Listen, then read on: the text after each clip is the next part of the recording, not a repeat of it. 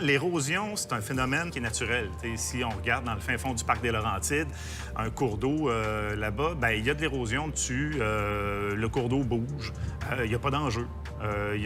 C'est où que l'érosion finit par causer un problème? C'est quand on a des infrastructures proches, quand on a construit notre maison proche, notre route proche. Donc, c'est pour ça que les rives sont importantes. C'est pour ça qu'on veut les protéger. Puis c'est aussi, il faut se tasser, il faut se mettre un petit peu plus loin pour être sûr de protéger nos infrastructures. Comme ça, on n'aura pas besoin non plus de consolider nos rives, de faire des enrochements, des structures très coûteuses, très lourdes. On va plutôt laisser la nature stabiliser le site naturellement. La végétalisation des berges est excessivement important. Pourquoi? Parce que c'est ce qui va retenir le sol.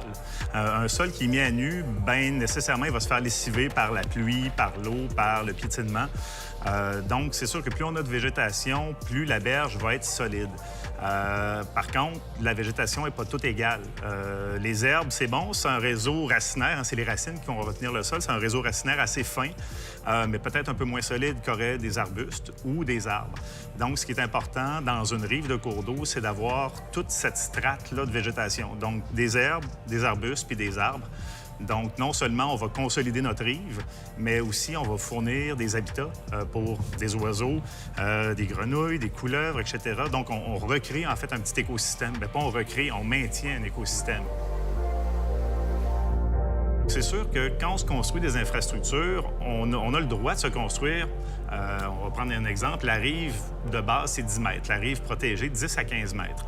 Donc, on pourrait, à la limite, être construit à 10 ou 15 mètres du cours d'eau. Par contre, dans 20 ans, 30 ans, est-ce qu'on va encore être à 10 ou 15 mètres du cours d'eau? Bien, peut-être pas. Alors, moi, je pense que l'important, c'est surtout d'éloigner nos infrastructures des cours d'eau. Donc, oui, il y a une rive protégée qui est réglementaire, mais on devrait même aller au-delà de ça pour se protéger à très long terme. Parce que quand on se construit une maison, une infrastructure, on veut qu'elle dure très longtemps et on ne veut pas qu'au bout de 20, 30, 40, 50 ans, bien, elle soit à risque. Il y a l'érosion en cours d'eau qu'on a beaucoup parlé dans les moments précédents. Il y a toute l'érosion qui se produit sur les terrains ou, je dirais, les infrastructures un peu secondaires qu'on a, que l'homme aménage. En fait, quand tout le monde voit en agriculture les champs qui sont labourés, les sols à nu, qui est l'élément de référence qui provoque la plus grande érosion. Si on dit un sol à nu, c'est une référence de 1.